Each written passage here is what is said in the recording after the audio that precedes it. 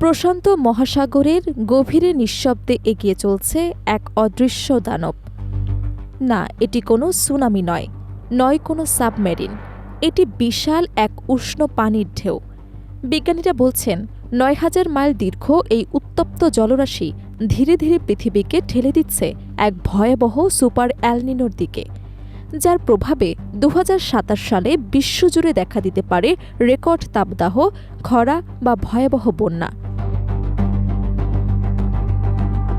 ইতিহাস বলছে এমন এলনিনো আগে বহুবার পৃথিবীকে বিপর্যস্ত করেছে, তবে এবারের পরিস্থিতি আরও ভয়ঙ্কর হতে পারে, কারণ সমুদ্র এখন অতীতের যে কোনো সময়ের চেয়ে বেশি উষ্ণ, আর সেই কারণেই বিজ্ঞানীদের কণ্ঠে এখন স্পষ্ট আতঙ্কের সুর। সাগরের গভীরে জন্ম নেয়া এই বিশাল উষ্ণ পানির ঢেউকে বিজ্ঞানীরা বলছেন কেলভিন ওয়েভ। তবে এর গতি এবং ব্যাপ্তি দেখে অনেক গবেষক একে তুলনা করছেন ৯,০০০ মাইল দীর্ঘ এক অদৃশ্য মালবাহী ট্রেনের সঙ্গে, যা ধীরে ধীরে ছুটে যাচ্ছে পৃথিবীর জলবায়ুকে ওলটপালট করে দেওয়ার লক্ষ্যে। বিজ্ঞানীদের আশঙ্কা, এই কেলভিন ওয়েভই ডেকে আনতে পারে ইতিহাসের অন্যতম শক্তিশালী সুপার এলনিনো, যার ধাক্কায় ২০২৭ সালে বিশ্বজুড়ে দেখা দিতে পারে রেকর্ড তাপদাহ, দীর্ঘস্থায়ী খরা, প্রবল বন্যা এবং অস্বাভাবিক আবহাওয়া। বিশেষজ্ঞদের মতে গত কয়েক বছরের একাধিক লা নিনা এবং বৈশ্বিক উষ্ণায়নের সম্মিলিত প্রভাব এবারের পরিস্থিতিকে আরও বিপজ্জনক করে তুলেছে। সাধারণত সমুদ্রের গভীরের পানি ধীরে ধীরে উত্তপ্ত বা শীতল হয়, কিন্তু বর্তমানে প্রশান্ত মহাসাগরের তলদেশে যে উষ্ণ ঢেউ তৈরি হয়েছে, আর তাপমাত্রা স্বাভাবিকের তুলনায় প্রায় ৭.৫ ডিগ্রি সেলসিয়াস বেশি। বিজ্ঞানীরা বলছেন সমুদ্রের নিচের এই অস্বাভাবিক উত্তাপ পুরো পৃথিবীর আবহাওয়ার ভারসাম্য বদলে দেওয়ার জন্য যথেষ্ট। মার্কিন আবহাওয়া গবেষণা সংস্থা NOAA এর বিজ্ঞানী মিশেল এল হিউরেক্স জানিয়েছেন, বর্তমানে কেলভিন ওয়েভটির শক্তি ১৯৯৭ সালের সেই ভয়াবহ সুপার এলনিনোর সঙ্গে পাল্লা দিচ্ছে।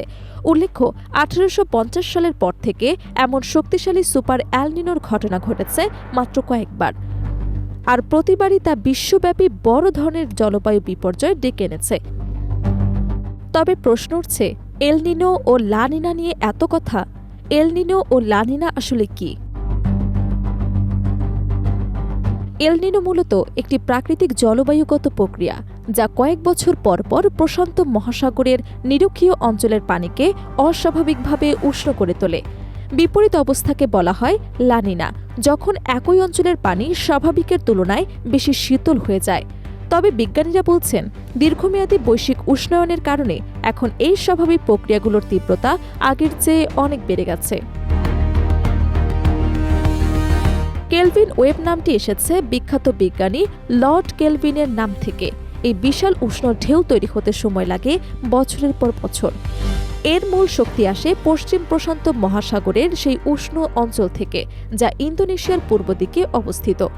আবহাওয়াবিদরা এই অঞ্চলকে পৃথিবীর অন্যতম বৃহৎ হিট ইঞ্জিন বলে থাকেন, কারণ এখানকার বজ্রঝড় ও তাপপ্রবাহ পুরো বিশ্বের আবহাওয়ায় প্রভাব ফেলে। বিজ্ঞানীরা জানিয়েছেন, গত ৬ বছরে ৫টি লা নিনা হওয়ার কারণে এই অঞ্চলে বিপুল পরিমাণ উষ্ণ পানি জমা হয়েছে। ২০২৫ সাল নাগাদ প্রায় ১,০০০ ফুট গভীর পর্যন্ত উষ্ণ পানি সঞ্চিত হয়েছে বলে ধারণা করা হচ্ছে। এর সঙ্গে যুক্ত হয়েছে উত্তর প্রশান্ত মহাসাগরের সামুদ্রিক তাপপ্রবাহ, ফলে পরিস্থিতি এখন আরও অস্থিতিশীল হয়ে উঠেছে। এই বিশাল উষ্ণ পানির স্রোতকে সামনে এগিয়ে নিয়ে যায় প্রশান্ত মহাসাগরের বাতাস।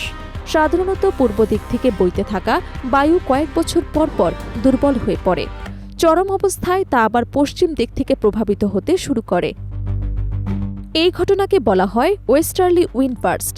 ঘণ্টায় প্রায় ১৫ মাইল গতিতে প্রভাবিত এই বাতাসই মূলত কেলভিন ওয়েভকে ধাক্কা দিয়ে সামনে নিয়ে যায়।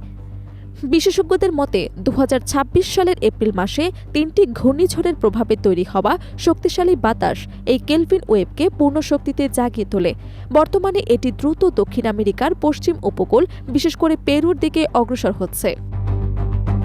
বিশেষজ্ঞরা মনে করছেন 2026 সালের শেষ দিক থেকে শুরু হয়ে 2027 সাল জুড়ে পৃথিবীকে মোকাবিলা করতে হতে পারে চরম তাপদাহ, ভয়াবহ খরা, অস্বাভাবিক বৃষ্টিপাত এবং প্রবল বন্যার মতো এক নতুন জলবায়ু সংকট। প্রিয় দর্শক, আপনার কি মনে হয়, তাহলে কি পৃথিবী আবারও এগিয়ে যাচ্ছে ইতিহাসের সবচেয়ে ভয়াবহ জলবায়ু বিপর্যয়ের দিকে? সুপার এল নিনো সত্যি আঘাত হানলে কেমন হতে পারে বিশ্বের পরিস্থিতি? তীব্র খরা, ভয়াবহ বন্যা নাকি অসহনীয় তাপদাহ? আপনার মতামত জানাতে পারেন আমাদের কমেন্ট বক্সে।